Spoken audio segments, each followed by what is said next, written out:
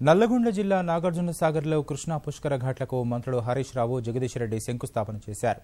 గోదావరి పుష్కరాల కన్నా ఘనంగా కృష్ణా పుష్కరాలను నిర్వహించేందుకు రాష్ట్ర ప్రభుత్వం 600 కోట్లతో జిల్లాలో 28 పుష్కర ఘాట్లు ఏర్పాటు చేస్తున్నట్లు తెలిపారు.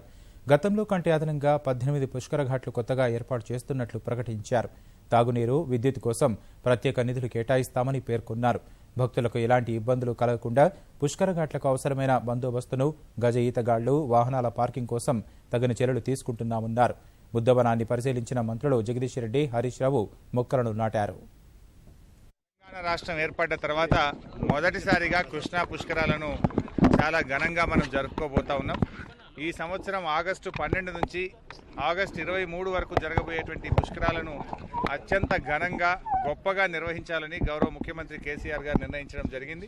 మరి పూర్తి నాణ్యతతో వేగవంతంగా పనులు జరపాలని చెప్పి అధికారులను కూడా ఆదేశించడం జరిగింది.